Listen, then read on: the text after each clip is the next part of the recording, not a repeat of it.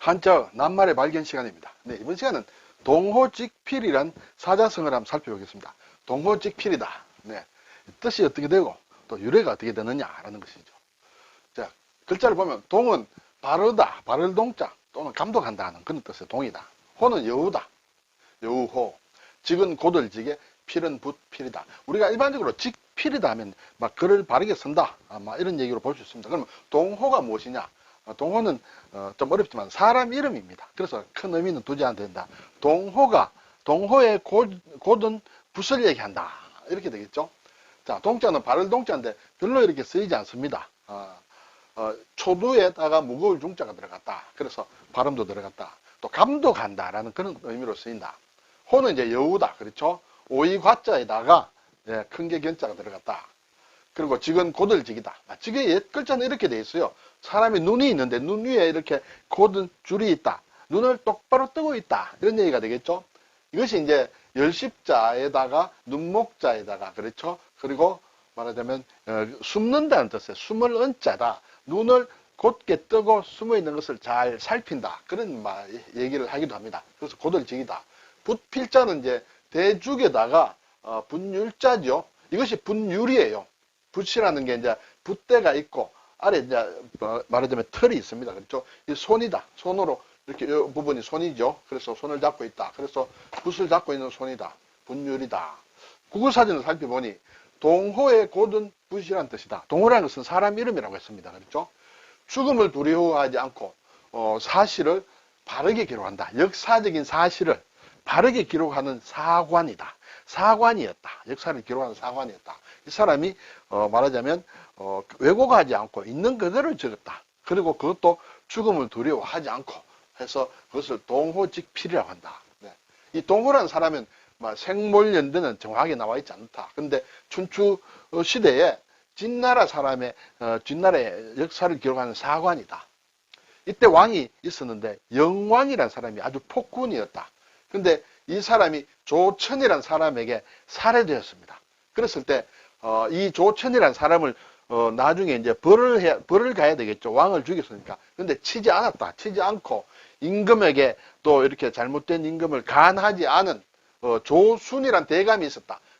벼슬 상경이다. 조순이라는 사람이 이 영왕을 죽였다라고 이렇게 기록을 합니다. 그래서 후세에 양사로 알려졌다. 아주 훌륭한 말하자면 사관이다라고 알려졌다. 그래서 지금까지 동호직필이란 이런 얘기가 나와 있다.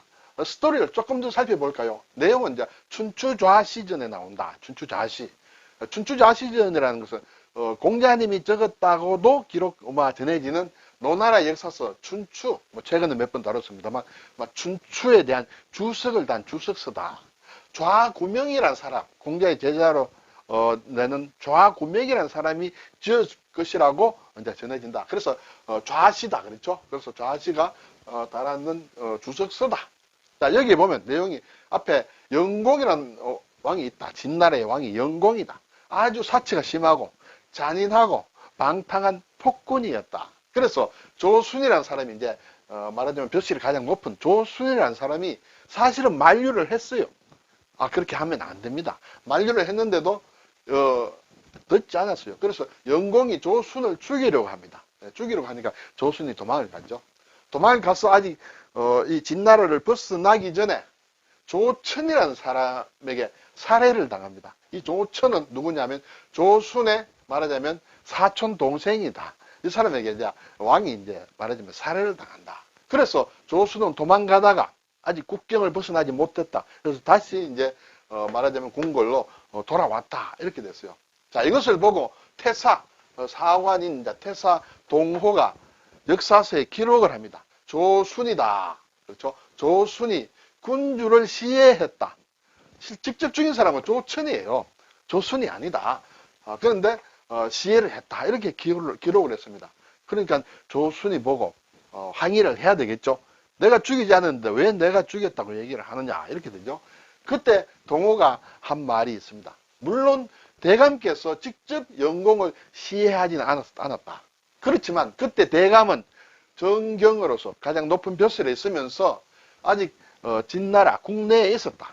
그리고 또 조정에 돌아와서는 이 범인 조천이라는 범인을 처벌을 하지도 않았다. 처벌을 해야 되는데 처벌하지 않았다. 그래서 대감께서 공식적으로 시해자가 됩니다. 이렇게 얘기를 했어요. 직접 죽이지 않았지만은 그것을 막아야 되고 또 처벌을 해야 될 위치에서 그 역할을 하지 않았다. 그래서 공식적으로 시해자가 됐다. 그렇게 기록을 했다는 것이죠. 그 얘기를 듣고 조수는 자기가 직무를 제대로 수행하지 못했음을 인정을 하고 동호의 뜻에 따랐다. 이렇게 되겠습니다. 그래서 이것을 동호의 직필이다. 또는 동호지필이다. 또는 태사직필이다. 동호필이다. 이런 말로 남아있다. 이렇게 되겠죠. 자, 글자를 잠깐 볼까요? 이 바를 동자입니다. 동자다. 바르다라는 뜻이다. 근데 동독하다 또는 감독하다라는 동이에요. 동독이라는 말 우리가 잘 쓰지 않습니다. 동독이라는 것은 여기에 뒤에 독자가 감독이라는 뜻이죠. 그래서 이 글자에도 감독한다. 이것도 감독한다. 막 감독한다는 그런 뜻으로 보면 된다. 감시하고 독촉하고 격려하는 그것이 이제 동독이다. 그리고 옛구자를 써서 고동이다 하면 오래되었거나 희귀한 옛날의 기구나 예술품을 고동이라고 한다. 요즘 이 말도 잘 안 쓰죠. 그 대신에 골동이라는 말은 많이 쓰죠. 골동. 골동과 고동은 거의 같은 말이다. 이렇게 볼 수 있죠. 골동. 골동품. 그렇죠. 골동품이다. 밥반자를 넣으면 골동반이라고 하죠. 이것은 비빔밥을 한자로 골동반이라고 한다. 이렇게 되죠. 이것은 이제 그리고 나만을 별로 많이 만들지 않는다. 우리가 쓰는 것으로는 막 골동품 정도가 있다. 그렇죠. 성씨로는 동씨가 있다. 동씨. 우리나라에도 있고 중국에도 있고 유명한 사람은 중국의 동탁이라는 사람, 삼국지에 나오는 동탁이라는 사람이 이걸 쓴다. 자, 여우호자는 글쎄요, 우리가 구미호다. 꼬리가 9개나 달린 여우를 구미호라고 한다. 그렇죠? 호가 호위. 여우가 그렇죠. 여우가 호랑이의 위세를 빌린다. 여우가 호랑이의 위세를 빌려서 행동하는 것을 호가 호위라고 한다. 그렇죠? 그리고 오이과자에다가 활궁자를 넣으면 활호다. 활은 휘어진다는 그런 모양도 있죠. 그래서 괄호다. 괄은 묶는다는 뜻이에요. 묶는 이런 휘어진 호 표시 그것을 괄호라고 한다. 이렇게 되죠. 그리고 아들자자를 넣으면 외롭다. 외로울 고독하다 할 때 쓴다. 고들 직자는 굉장히 많이 쓰죠. 정직하다. 수직이다. 똑바로 아래로 들여진 것을 수직이라 한다. 그런 선을 수직선이라고 한다. 솔직하다. 직계다. 직관이다. 직감이다. 그렇죠? 직류다. 직선이다. 곧은 선이다. 여기 직선, 가래의 선자 하면 직접 뽑는다. 직선 투표, 직선 제도. 그렇죠? 직접 선거를 얘기한다. 불문곡직이다. 불문, 묻지 않는다. 곡직, 곡은 굽었다는 뜻이죠. 직은 곧다는 뜻이야. 굽었는지, 고든지, 옳은지, 그런지, 옳은지를 묻지 않는다. 이유를 따지지 않고. 사리가 옳고 그름을 따져 묻지 않는다. 그렇죠? 사리의 옳고 그름을 따져 묻지 않는다. 불문곡직, 어떻게, 옳은지, 그런지를 따져봐야 된대. 따져보지 않고 막무가내로 행동하는 것을 불문곡직이라 한다. 붓필은 우리가 연필이다. 여기는 납, 연자를 씁니다. 그렇죠? 납. 연필심을 옛날에는 그 납성분이 있다고 생각을 해서 납연자를 썼죠. 실제로는 납하고 관계가 없다. 나중에 밝혀졌는데. 그렇지만 어쨌든 이름은 연필로 쓰고 있다. 만연필은, 이 연필과는 상관없죠. 만년 동안 쓸 수 있는 필이다. 오래 쓸 수 있다. 한번 잉크를 치면 오래 쓸 수 있는 것이 만년필이다. 분필이다. 철필이다. 옛날에 등사 같은 거 할 때 우리가 흔히 얘기하는 가리방 끓는다 할 때 그때도 쓰는 그런 것이다. 육필이다. 자필이다. 친필이다. 거의 비슷한 말이죠. 필두다. 필두는 어떤 뭔가 여럿이 적혀 있을 때 가장 앞에 서 있는 것을 필두라고 한다. 사람 명단이 오래 쭉 있으면 그 맨 앞에 있는 것도 이제 명단에 있는 것도 필두라고 하고 또 여러 가지 학교 이름이 적혀 있다. 그래서 맨 앞에 있는 것을 전부 필두라고 한다. 그렇죠? 필력이다. 글을 쓰는 능력이다. 수필이다. 붓 가는 대로 쓰는, 자유롭게 쓰는 글을 수필이라 한다. 필지란 말을 많이 하죠. 필지, 토지의 필지다. 분필이다. 이 필지를 나누는 것이다. 합필이다. 필지를 합친 것을 합필이다. 왜 필지라고 하느냐? 어떤 한 구역의 땅을 하나의 붓 한 번으로 이렇게 다 적은 것이다. 해서 필지라고 한다. 제가 옛날에 한번 설명을 드렸습니다. 오늘 나온 직필이다. 곧은 붓이다. 반대말은 곡필이 되겠죠. 구분필이다. 삐뚤삐뚤하게 쓴다. 있는 그대로 쓰지 않고 왜곡해서 쓰는 것이 곡필이다. 글쎄, 이거보다 좀 더 심할까요? 곡필과 같은 또는 직필에 반대되는 것이 무필이다. 무는 춤춘다는 뜻이에요. 무용한다. 아주 붓이 춤을 춰. 그냥 단순히 좀 굽은 것이 아니라 아주 붓이 춤을 추고 다닌다. 직필되지 못한다. 그래서 무필이라는 말도 있다는 것을 보았습니다. 오늘 동호직필, 그렇죠? 동호직필.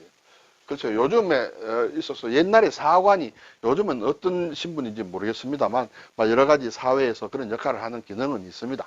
어쨌든 동호직필은 말하자면 이렇게 있는 그대로 목숨을 내놓고 있는 그대로 역사적 사실을 적어야 된다는 것이다.